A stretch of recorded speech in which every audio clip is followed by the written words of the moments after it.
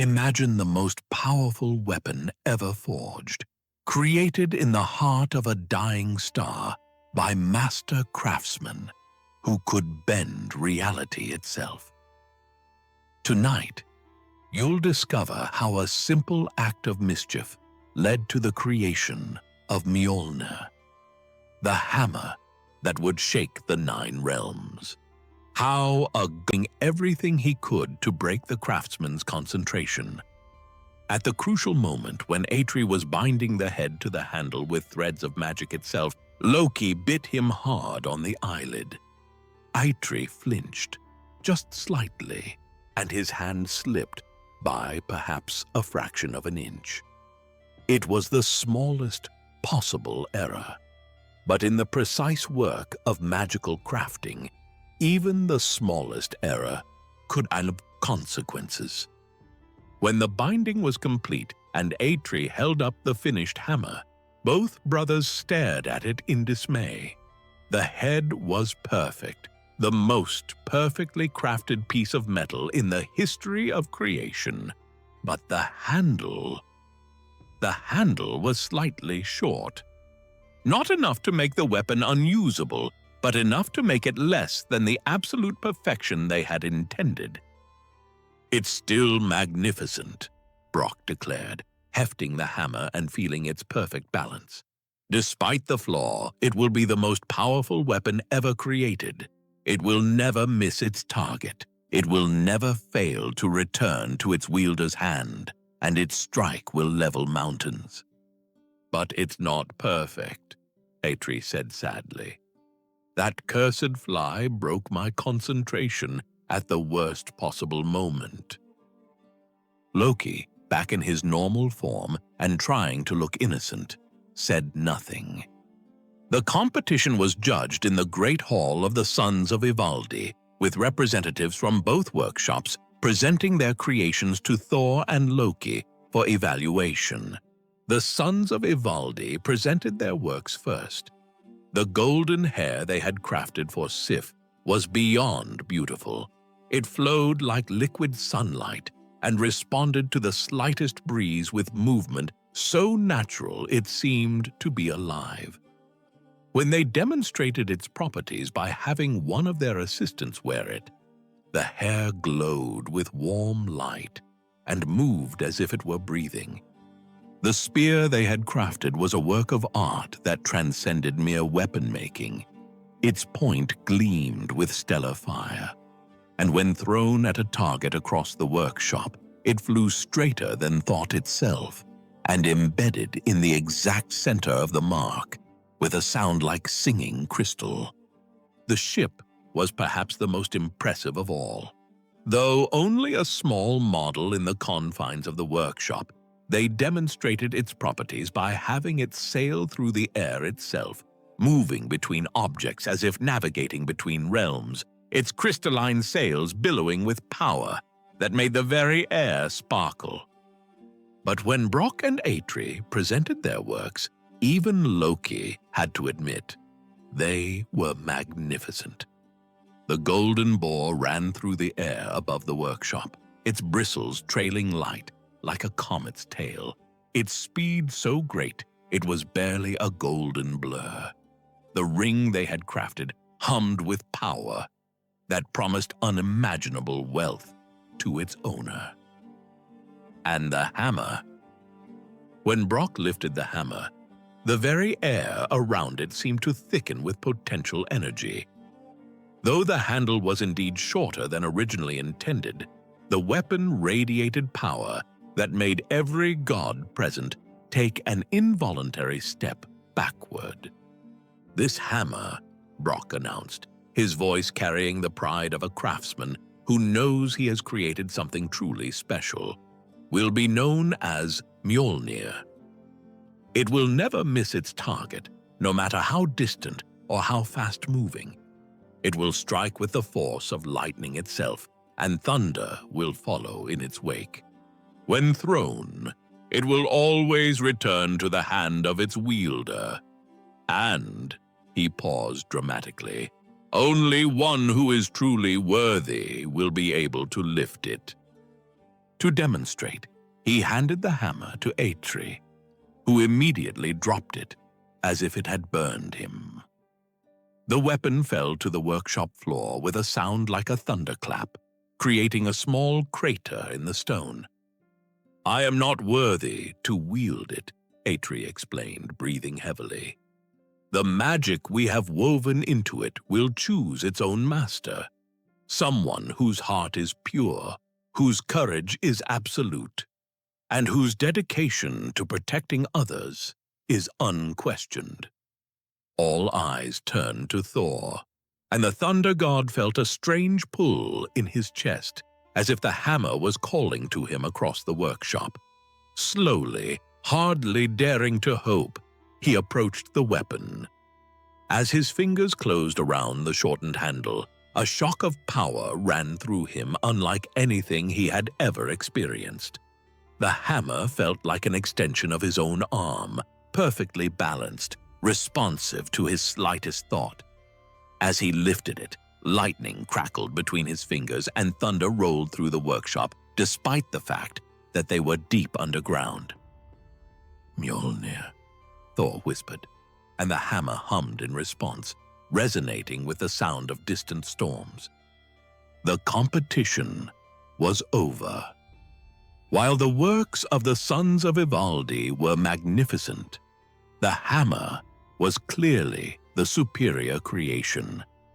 It was a weapon that would serve for millennia, that would become legendary across all the realms, that would make its wielder the most powerful warrior in creation. Brock and Eitri had won.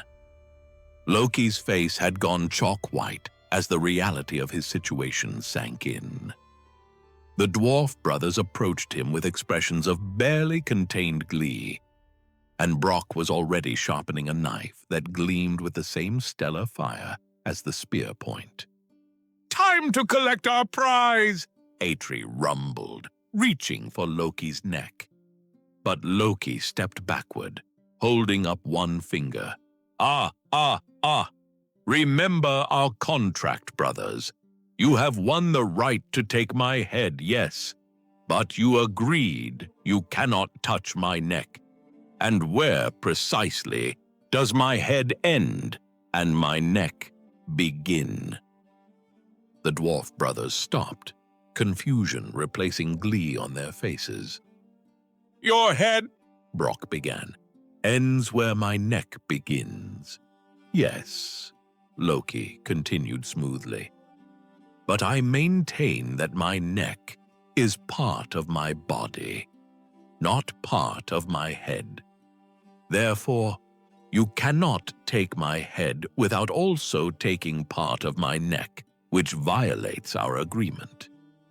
"That's," Eitri struggled for words, "that's the most ridiculous bit of wordplay I've ever heard."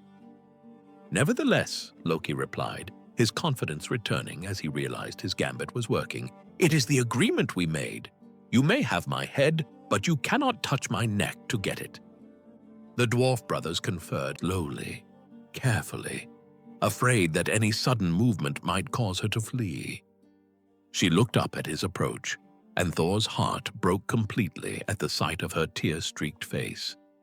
Her eyes, normally bright as summer skies, were red with weeping.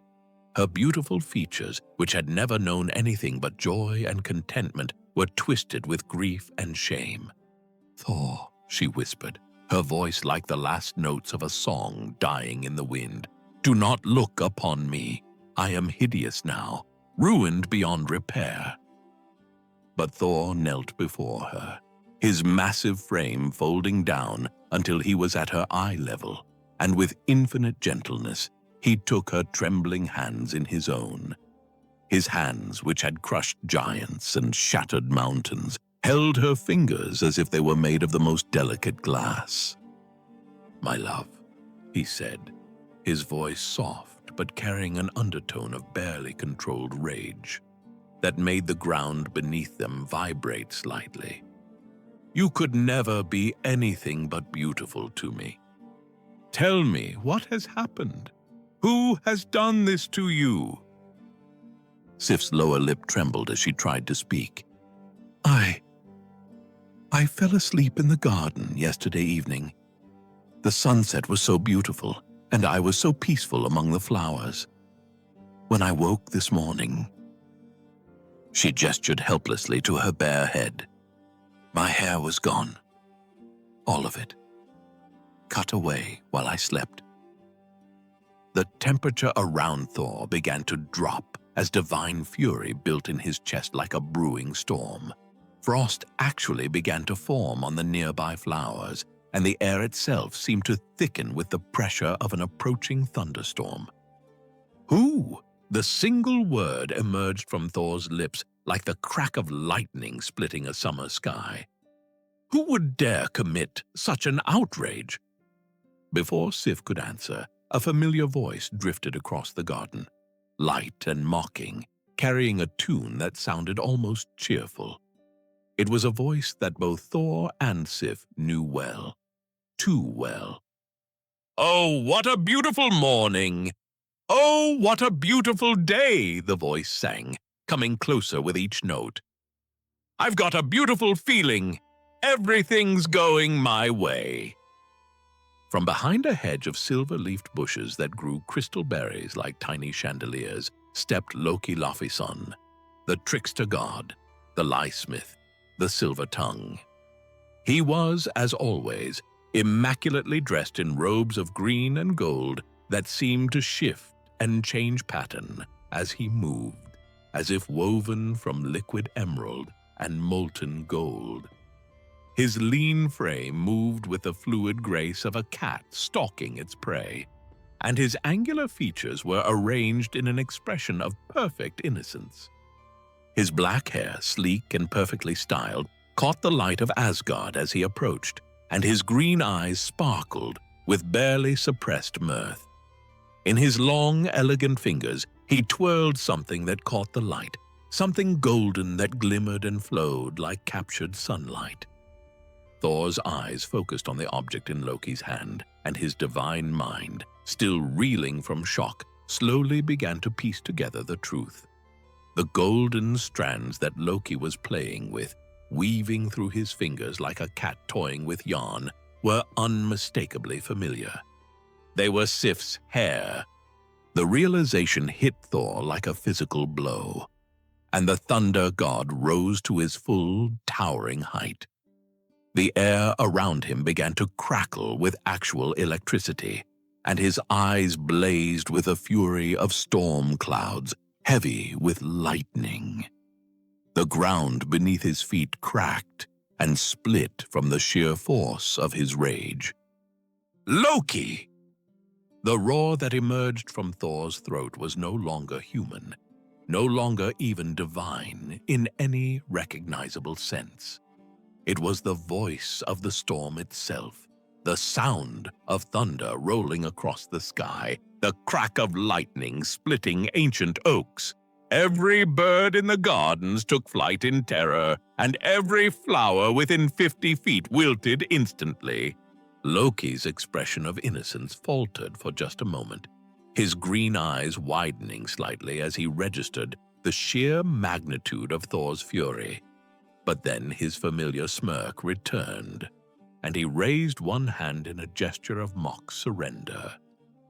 Now, dear brother," Loki said, his voice light and musical despite the danger that radiated from Thor like heat from a forge. "Surely you're not going to make a fuss over a simple prank. It was just a bit of harmless fun." "Harmless?" Thor's voice had reached a volume that made the very stones of Asgard tremble. Lightning actually began to arc between his fingers, and the sky above the gardens, which had been clear and bright moments before, suddenly darkened with storm clouds that boiled up from nowhere. Loki took a small step backward, but his smirk never wavered. "He'll grow more hair, Thor. Really, you're being quite dramatic about the whole thing. It was just too perfect an opportunity to pass up. She looked so peaceful sleeping there, and her hair was spread out like a golden fan. I simply couldn't resist." The sound Thor made was beyond words. It was the roar of an avalanche, the crash of waves against rocks, the fury of nature itself given voice. He launched himself forward, his massive hands reaching for Loki's throat with the intent to throttle the life from the trickster god. But Loki, as always, was too quick. He dissolved into shadow and reformed several yards away, still clutching Sif's severed hair and now laughing outright at Thor's rage. "Catch me if you can, brother dear," Loki called, his form flickering between solid and shadow as he prepared to flee. "Though I suspect you might have other priorities at the moment." And with that, he gestured towards Sif, who had covered her face again and was sobbing with renewed intensity at being seen in her current state by Loki, whose mocking laughter cut through her like a blade. Thor found himself torn between the desire to pursue Loki and deliver the beating of several lifetimes, and the need to comfort his beloved wife.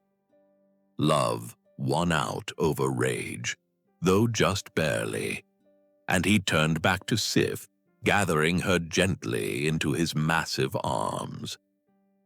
"Do not despair, my love," he whispered against her bare scalp, his voice gentle now, but still carrying undertones of the storm that raged within his chest. "I will make this right. I swear to you by my father's throne and my hammer that I will see your beauty restored, and Loki punished for this outrage." But even as he spoke the words, Thor realized he had made a promise he had no idea how to keep. Hair was hair. It would grow back eventually, yes. But Sif's golden locks had been the work of divine genetics and cosmic forces that had taken centuries to achieve their perfect beauty. It would take decades, perhaps centuries, for her hair to grow back to its former glory. Unless... An idea began to form in Thor's mind, dangerous and desperate, but perhaps their only hope. He had heard tales, whispered in the darkest corners of Asgard, of craftsmen whose skill surpassed even that of the gods, the dwarves of Svartalfheim, the dark elves who lived in the realm of shadows and forge fire, who could craft wonders that defied the laws of reality itself. If anyone could create hair worthy of Sif, it would be them. But reaching Svartalfheim would require a journey to one of the most dangerous realms in creation, and convincing the dwarves to help would require a currency they might not possess. Thor's jaw set with determination. He would find a way. He had to. "Sif, my beloved," he said, pulling back slightly so he could look into her tear-filled eyes. "I know how to restore your hair. Better than before, more beautiful than ever. But I will need to travel to Svartalfheim, and I will need to bring a certain trickster god with me to pay for his crimes." Hope flickered in Sif's eyes like a candle flame fighting against the wind. "Truly, you believe it can be done?" "I swear it," Thor said, sealing his oath with a kiss to her forehead. "Wait for me here, in the gardens you love. I will return before the next sunset with hair for you that will make the golden wheat fields of Midgard seem pale by comparison." And so began the quest that would lead to the creation of the most powerful weapon ever forged. Thor found Loki in the Hall of Glittering Gold, where the trickster god sat lounging on a throne that wasn't his, still playing with Sif's severed hair and looking immensely pleased with himself. The great hall was empty save for the two of them, its soaring columns and glittering treasures bearing silent witness to what was about to unfold. "Ah, Thor," Loki called cheerfully as the thunder god strode into the hall, his footsteps echoing like approaching doom. "I was wondering when you'd come to find me. I trust Sif is adjusting to her new look?" Thor's response was wordless but eloquent. He crossed the distance between them in 3 massive strides, seized Loki by the throat with one hand, and lifted the trickster god clear off the throne. Loki's feet dangled in the air as Thor held him at arm's length, green eyes meeting blue in a contest of wills. "You will come with me to Svartalfheim," Thor said, his voice deadly quiet now, more terrifying in its controlled fury than any roar could have been. "And you will convince the dark elves to craft new hair for Sif. Hair more beautiful than what you stole." Loki's hand scrabbled at Thor's iron grip, but he managed a strangled laugh. "And why, exactly, would I do that?" "Because if you don't," Thor replied, his grip tightening until Loki's eyes began to bulge, "I will tear off every one of your limbs, one joint at a time, and feed them to Fenrir while you watch. Then I will take what's left of you to hell and ask my niece to make your suffering eternal." The conviction in Thor's voice was absolute, and Loki, despite his considerable powers and cunning, felt a chill of genuine fear run down his spine. He had seen Thor angry before, but never like this. Never with this cold, controlled fury that promised not just pain, but creative, artistic vengeance. "Well," Loki gasped as Thor's grip loosened slightly, "when you put it like that, a trip to Svartalfheim sounds absolutely delightful, but there's just one tiny problem." What problem?" Thor demanded. "The dark elves don't work for free, brother dear. They'll want payment, and not just any payment. They'll want something precious, something magical, something that costs us more than mere gold." Thor considered this, his analytical mind working through the problem even as rage continued to simmer in his chest like a banked forge fire. "What kind of payment?" Loki's grin returned, sharp and predatory. "That depends on which craftsman we visit, but I have an idea that might solve multiple problems at once." And so, as the sun reached its zenith over Asgard, 2 gods set out for Svartalfheim, one driven by love and determination, the other by fear and the irresistible urge to see just how much chaos he could create before the day was done. The journey to Svartalfheim was undertaken by the Rainbow Bridge Bifrost, that greatest of all constructions that connected the 9 realms like spokes on a cosmic wheel. Heimdall, the all-seeing guardian whose golden eyes could perceive the movement of a single leaf across all the realms, watched their approach with his characteristic stoic expression. "Thor Odinson," Heimdall's voice rang like a brass bell across the crystalline bridge, "and Loki Laufeyson, an unusual pairing for travel to the realm of shadow and forge fire." "Open the way, Heimdall," Thor commanded, his patience already worn thin by the morning's events. "We travel on urgent business." Heimdall's all-seeing eyes fixed on Thor for a long moment, and the Thunder God had the uncomfortable sensation that the Guardian was reading the story of the morning's events written in the lines of his face.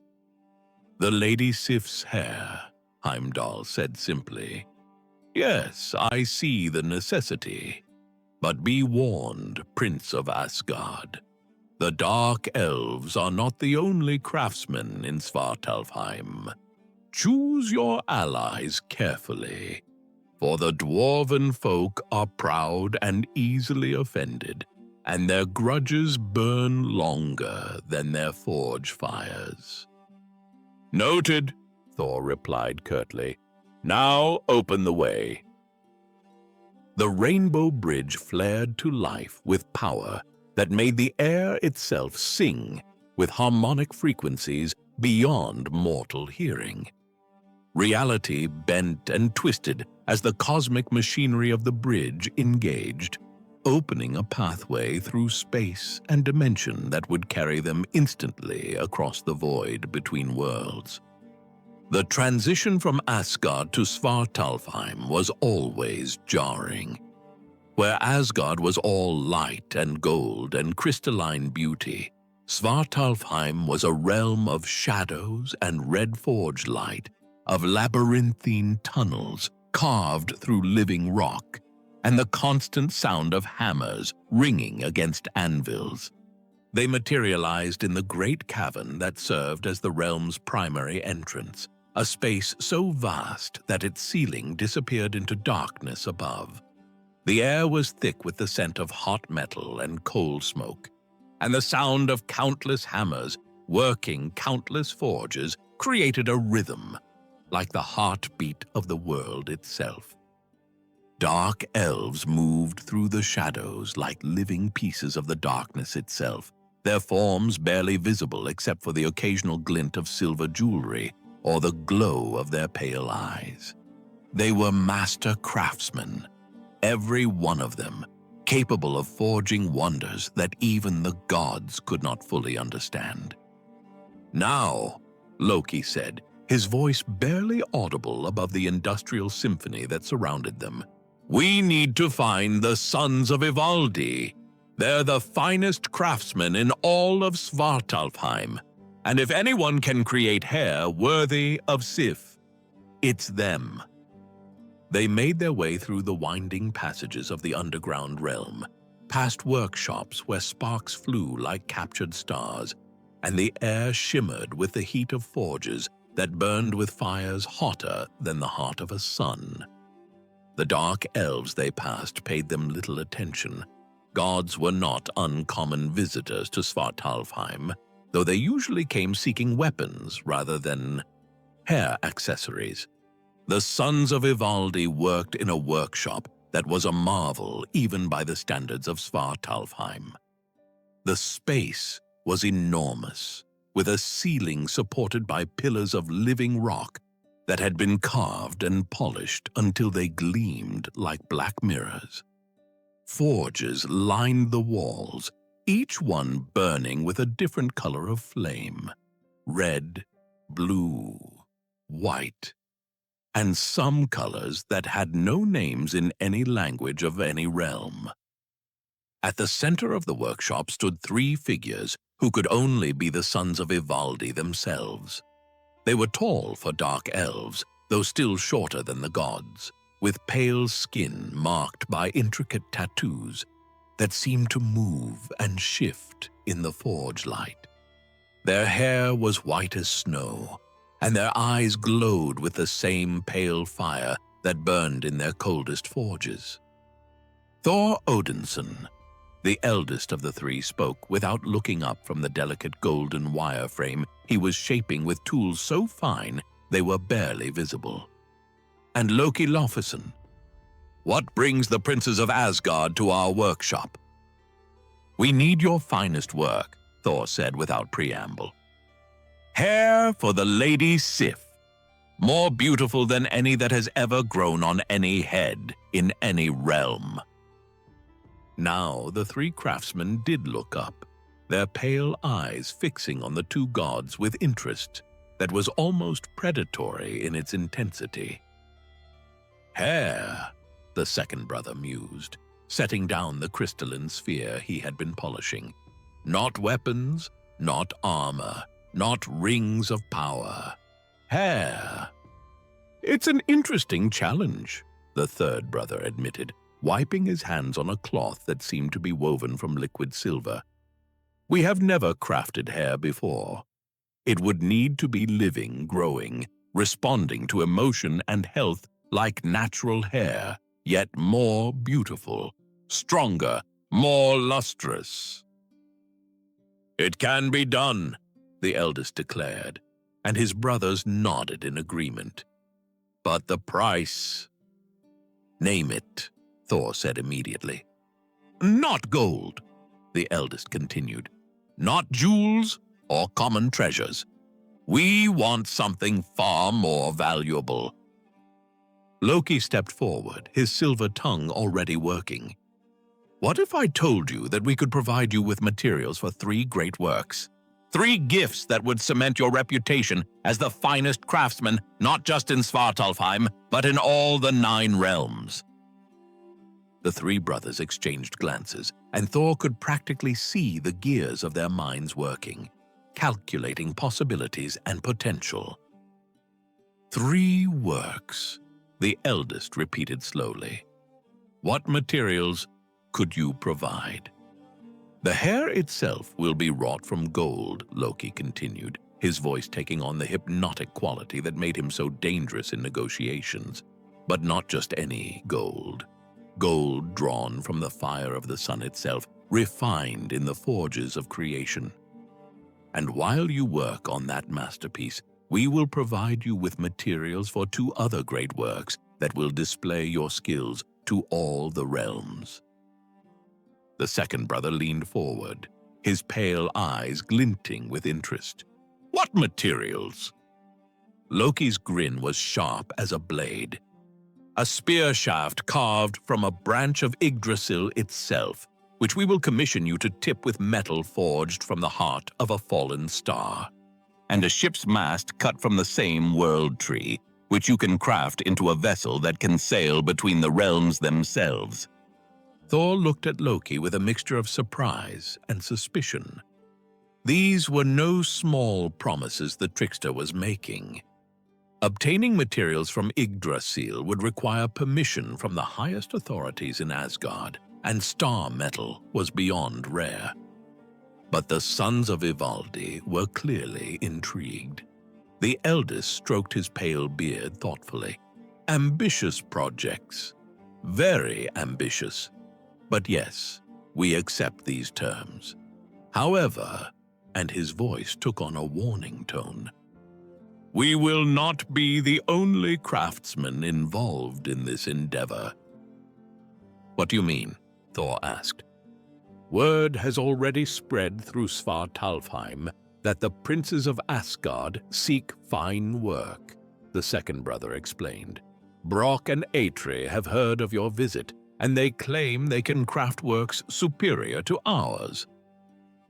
The third brother spat into the forge fire, where the spittle hissed and sparked. Those upstarts have been challenging our supremacy for 1,000 years. They claim their skills surpass ours, but they have never proven it. What are you saying? Loki asked, though Thor suspected the trickster already knew and was planning something.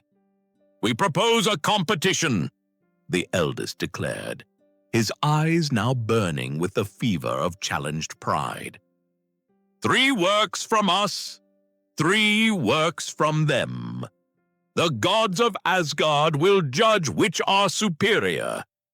Before Thor could speak, Loki was already nodding enthusiastically. A marvelous idea. But what stakes shall we set for this competition? If we win, the eldest son of Ivaldi declared, Brock and Eitri will acknowledge our supremacy before all of Svartalfheim and never again question our skills. And if they win? Thor asked, though he was beginning to suspect he didn't want to know the answer. The 3 brothers grinned, and their expressions were not entirely pleasant. If they win, we get to shave off all of Loki's hair and beard, and he must serve us for 1 full year as apprentice and errand boy. Loki's confident expression faltered for the first time since they had arrived in Svartalfheim. Now wait just a... Afraid? The second brother taunted. The great Loki Silvertongue. Afraid of a simple wager? I'm not afraid, Loki snapped. His pride stung. I simply think the terms are... Then it's settled, Thor interrupted, grabbing Loki's arm before the trickster could talk himself out of the arrangement that might be their only chance to help Sif. "We accept the terms of the competition." And so began the greatest crafting competition in the history of the Nine Realms, though none who agreed to it that day could have predicted where it would lead. The Sons of Ivaldi set to work immediately, their pale hands moving with the fluid precision of master craftsmen who had spent millennia perfecting their art. The workshop filled with the sound of tools ringing against metal, the hiss of quenching fire, and the almost musical chanting the dark elves used to imbue their work with magic. Meanwhile, Thor and Loki made their way across Svartalfheim to the workshop of Brock and Eitri, the rival craftsmen whose skills were legendarily fierce. Their workshop was smaller than that of the Sons of Ivaldi, but it burned hotter, and the two dwarf brothers who ran it were stockier, more muscular, with braided beards that sparked with static electricity from the constant exposure to their magical forges. "So," Eitri rumbled, his voice like stones grinding together, "the princes of Asgard come to us with a challenge from those pale pretenders. They think they can best us in a crafting competition." "And what do we get when we win?" Brock added, his smaller frame nonetheless radiating an intensity that made the air around him shimmer with heat. "When you win," Loki said, his silver tongue once again working to smooth the negotiations, "you will be acknowledged as the finest craftsman in all the Nine Realms. Your names will be spoken with reverence in every hall of every realm." "And if we lose?" Eitri asked. "You won't lose," Loki replied confidently. "But if by some cosmic impossibility you did, then you would acknowledge the Sons of Ivaldi as your superiors." The two brothers exchanged glances, and Thor could see the competitive fire burning in their eyes. "We accept," Brock declared, "but we want additional stakes. Personal stakes." "Such as?" Thor asked warily. "If we win," Eitri said, his eyes fixed on Loki, "we get your head, Silver Tongue. Literally. We'll cut it off and keep it as a trophy." The workshop fell silent except for the crackling of forge fires. Loki's face had gone pale, and for the first time since the morning began, the trickster god looked genuinely frightened. My head," Loki stammered. "Your head," Brock confirmed cheerfully. "It seems a fair trade. If we win, we gain the ultimate trophy. If we lose everything. What say you, God of Lies? Does your confidence extend to your neck?" Loki looked at Thor, his green eyes pleading for intervention. But Thor's expression was stone-hard and unsympathetic. "You created this problem, brother," Thor said coldly. "You can solve it." Loki's jaw worked silently for several moments as he weighed his options. Finally, his natural arrogance and his inability to resist a challenge won out over his fear. "I accept," he declared, though his voice was less steady than usual. "But I have one condition." "Name it," Eitri rumbled. "You may take my head if you win, but the contract specifies my head only. You cannot touch my neck, for without my neck, you cannot take my head." Brock and Eitri exchanged confused glances. "What kind of logic is that?" "Legal logic," Loki replied, his confidence returning slightly. "You asked for my head, not my neck. Where my head ends and my neck begins is negotiable." Thor rolled his eyes at Loki's typical wordplay, but the dwarf brothers seemed to accept the condition, probably figuring they could work out the details after they won. And so the competition truly began.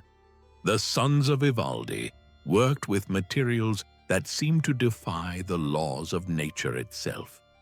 For Sif's hair, they spun gold that had been refined in the heart of a star until it was finer than silk, but stronger than steel.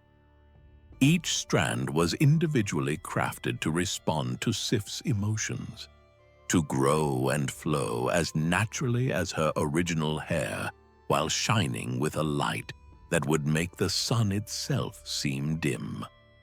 As they worked on the golden hair, they also began their other two masterworks. The first was a spear unlike any ever seen. Its shaft was carved from a branch of Yggdrasil, and its point forged from star metal that had been folded and refolded 10,000 times. When complete, it would be a weapon that never missed its target, that could pierce any armor, and that would always return to its thrower's hand. The third work was perhaps the most ambitious of all, a ship that could sail not just the seas of any realm, but the void between realms themselves. Its mast was carved from the world tree, its sails woven from crystallized starlight, and its hull shaped to cut through reality itself as smoothly as through water. But Brock and Eitri were not idle. Their first creation was a golden boar whose bristles were made from actual strands of sunlight. The beast would be able to run through air and water as easily as across land, and its speed would exceed that of any horse in any realm. Their second work was a golden ring that defied comprehension. Every 9th night, it would produce 8 copies of itself, each as perfect and valuable as the original. It was a gift fit for the All-Father himself, a treasure that would make its owner the wealthiest being in all the realms. But their third work would be their masterpiece. "What are you making?" Loki asked nervously as he watched the two dwarf brothers working with materials he couldn't identify. The metal they used seemed to drink in light rather than reflecting it, and it hummed with a power that made his skin crawl. "A hammer," Eitri replied simply, not looking up from his work. "A hammer?" Loki laughed, relief flooding through him. "That's it? The Sons of Ivaldi are making a spear that never misses and a ship that can sail between realms, and you're making a hammer?" "Not just any hammer," Brock said, and his grin was sharp enough to cut stone. "Watch and learn, Silver Tongue." The metal they used was like nothing Loki had ever seen. It had been mined from the core of a dying star, refined in forge fires that burned hotter than the surface of a sun, and folded so many times that the number was beyond counting. As they worked, they chanted in the old tongue of the earth itself, binding powers into the metal that would make it more than merely a weapon. The hammer's head was shaped with care that bordered on obsession. Every angle was perfect, every surface polished to a mirror brightness that seemed to glow with inner fire. The metal was so dense that it warped the air around it, and so perfectly balanced that it felt weightless despite its obvious mass. But the handle was where Loki's interference would prove most significant. As Eitri worked to attach the perfectly forged head to the handle he had crafted from the heartwood of an ironbark tree, Loki saw his chance. If the hammer was completed as designed, it would clearly be superior to anything the Sons of Ivaldi could create. But if something went wrong... Loki transformed himself into a fly and buzzed around Eitri's head, stinging and biting, and doing everything he could to break the craftsman's concentration. At the crucial moment when Eitri was binding the head to the handle with threads of magic itself, Loki bit him hard on the eyelid. Eitri flinched, just slightly, and his hand slipped by perhaps a fraction of an inch. It was the smallest possible error, but in the precise work of magical crafting, even the smallest error could have consequences. When the binding was complete and Atri held up the finished hammer, both brothers stared at it in dismay. The head was perfect, the most perfectly crafted piece of metal in the history of creation. But the handle was slightly short. Not enough to make the weapon unusable, but enough to make it less than the absolute perfection they had intended. "It's still magnificent," Brock declared, hefting the hammer and feeling its perfect balance. "Despite the flaw, it will be the most powerful weapon ever created. It will never miss its target. It will never fail to return to its wielder's hand, and its strike will level mountains." "But it's not perfect," Atri said sadly. "That cursed fly broke my concentration at the worst possible moment." Loki, back in his normal form and trying to look innocent, said nothing. The competition was judged in the Great Hall of the Sons of Ivaldi, with representatives from both workshops presenting their creations to Thor and Loki for evaluation. The Sons of Ivaldi presented their works first. The golden hair they had crafted for Sif was beyond beautiful. It flowed like liquid sunlight and responded to the slightest breeze with movement so natural it seemed to be alive.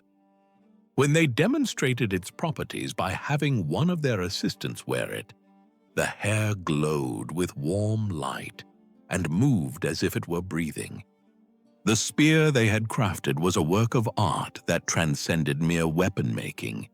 Its point gleamed with stellar fire, and when thrown at a target across the workshop, it flew straighter than thought itself and embedded in the exact center of the mark with a sound like singing crystal. The ship was perhaps the most impressive of all. Though only a small model in the confines of the workshop, they demonstrated its properties by having it sail through the air itself, moving between objects as if navigating between realms, its crystalline sails billowing with power that made the very air sparkle. But when Brock and Atri presented their works, even Loki had to admit they were magnificent. The golden boar ran through the air above the workshop, its bristles trailing light like a comet's tail, its speed so great it was barely a golden blur. The ring they had crafted hummed with power that promised unimaginable wealth to its owner. And the hammer. When Brock lifted the hammer, the very air around it seemed to thicken with potential energy. Though the handle was indeed shorter than originally intended, the weapon radiated power that made every god present take an involuntary step backward. "This hammer," Brock announced, his voice carrying the pride of a craftsman who knows he has created something truly special, "will be known as Mjolnir. It will never miss its target, no matter how distant or how fast-moving. It will strike with the force of lightning itself, and thunder will follow in its wake. When thrown, it will always return to the hand of its wielder. And," he paused dramatically, "only one who is truly worthy will be able to lift it." To demonstrate, he handed the hammer to Atri, who immediately dropped it as if it had burned him. The weapon fell to the workshop floor with a sound like a thunderclap, creating a small crater in the stone. "I am not worthy to wield it," Atri explained, breathing heavily. "The magic we have woven into it will choose its own master, someone whose heart is pure, whose courage is absolute, and whose dedication to protecting others is unquestioned." All eyes turned to Thor, and the thunder god felt a strange pull in his chest as if the hammer was calling to him across the workshop. Slowly, hardly daring to hope, he approached the weapon.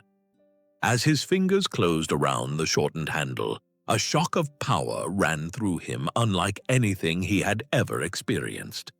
The hammer felt like an extension of his own arm, perfectly balanced, responsive to his slightest thought.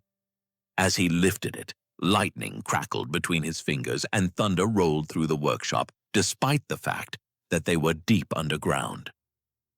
"Mjolnir," Thor whispered, and the hammer hummed in response, resonating with the sound of distant storms. The competition was over. While the works of the Sons of Ivaldi were magnificent, the hammer was clearly the superior creation.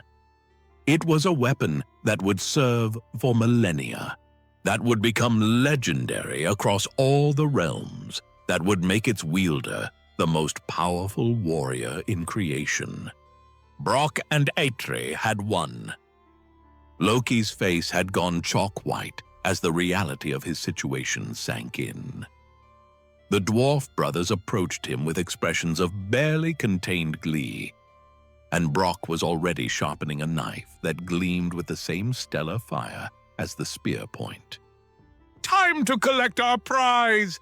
Eitri rumbled, reaching for Loki's neck. But Loki stepped backward, holding up one finger. "Ah! Remember our contract, brothers. You have won the right to take my head, yes, but you agreed you cannot touch my neck. And where, precisely, does my head end and my neck begin?" The dwarf brothers stopped, confusion replacing glee on their faces. "Your head," Brock began, "ends where my neck begins. Yes," Loki continued smoothly, "but I maintain that my neck is part of my body, not part of my head. Therefore, you cannot take my head without also taking part of my neck, which violates our agreement." "That's," Eitri struggled for words, "that's the most ridiculous bit of wordplay I've ever heard." "Nevertheless," Loki replied, his confidence returning as he realized his gambit was working, "it is the agreement we made. You may have my head, but you cannot touch my neck to get it." The dwarf brothers conferred in angry whispers for several minutes, but finally they had to admit that Loki's logic, however tortured, was technically correct according to the terms they had agreed upon. "Fine," Brock said finally, though he was clearly furious. "We cannot take your head, but nothing in our agreement prevents us from sewing your lips shut for the lies and wordplay that have cost us our prize." Before Loki could protest, Eitri had produced a needle and thread that gleamed with the same magic that had created Mjolnir, and the two brothers held the trickster god down and sewed his lying mouth shut with stitches that would last for exactly 1 year. Loki's muffled protests were ignored as Thor gathered up the treasures that would change the fate of Asgard forever. The return journey to Asgard was swift, though Loki's company was significantly less talkative than usual due to his sewn lips. Thor carried with him not just the golden hair that would restore Sif's beauty, but also a spear that would be given to his father, Odin, a ring of infinite wealth, and most importantly, a hammer that would become his most trusted companion and the most feared weapon in all the 9 realms. Sif was waiting in the gardens where he had left her, still sitting on the jade bench with her head covered by a silk scarf. When she saw him approaching, hope and fear warred in her beautiful eyes. "My beloved," Thor said gently, kneeling before her once again, "I have returned with a gift that will make you more beautiful than ever before." He carefully removed the golden hair from its protective wrapping, and even in the gentle light of the Asgard gardens, it blazed with a radiance that made the afternoon sun seem dim. The hair moved as if it were alive, flowing like liquid gold, old strand catching the light and throwing it back in cascades of brilliance. With infinite care, Thor placed the magical hair upon Sif's bare scalp. The moment it touched her skin, it bonded with her as if it had grown there naturally. The golden strands flowed down her shoulders like a waterfall of captured sunlight, and as they moved, they seemed to sing with a music too beautiful for mortal ears.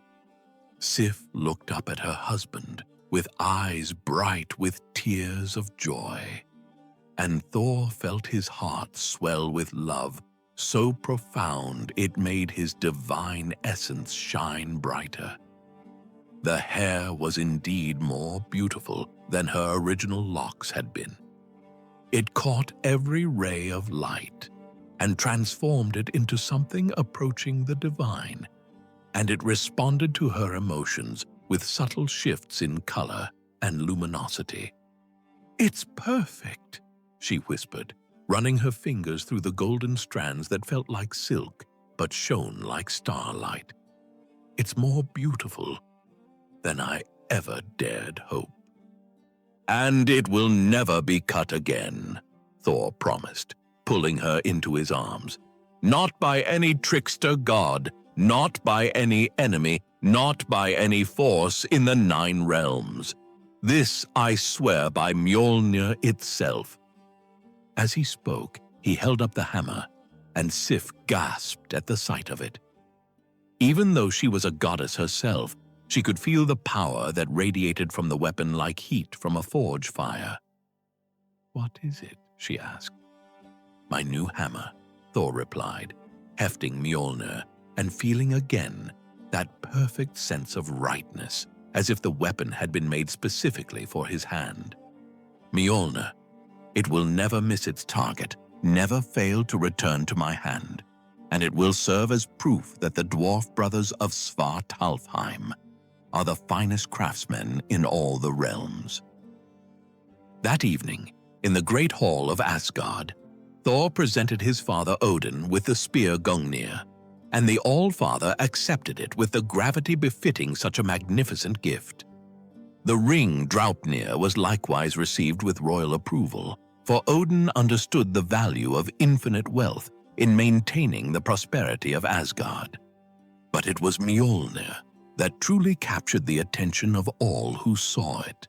The hammer seemed to sing with contained power, and when Thor demonstrated its abilities by hurling it at a target across the hall, the weapon flew like lightning itself and returned to his hand with the inevitability of thunder following the flash. "This is no mere weapon," Odin observed, his single eye fixed on the hammer with the intensity that marked his most profound insights. "This is a tool of destiny itself. Guard it well, my son, for I sense it will serve you in battles yet to come that will determine the fate of all the realms." And so it was that Thor gained Mjolnir, the most powerful weapon ever forged, through a chain of events that began with a simple prank and escalated into the greatest crafting competition in the history of creation. The hammer would serve him faithfully through countless adventures, would become as much a part of his legend as his own strength and courage, and would prove itself worthy of the divine power that had been invested in its creation. As for Loki, he spent the next year learning the value of keeping his mouth shut, quite literally. When his lips were finally unsealed, he was notably more careful with his pranks, though his fundamental nature remained unchanged. He would continue to cause mischief and mayhem throughout the realms, but he never again dared to touch so much as a single hair on Sif's golden head. And in the workshops of Svartalfheim, the craftsmen continued their ancient work, creating wonders that would serve gods and mortals alike through the ages to come. But none of them ever again crafted anything quite as magnificent as Mjolnir, the hammer that would become legendary throughout all the 9 realms as the weapon of Thor, god of thunder. Thus ends the tale of how Thor came to possess Mjolnir, that most faithful of companions that would stand by his side through every battle, every adventure, every moment when the forces of order stood against the tide of chaos.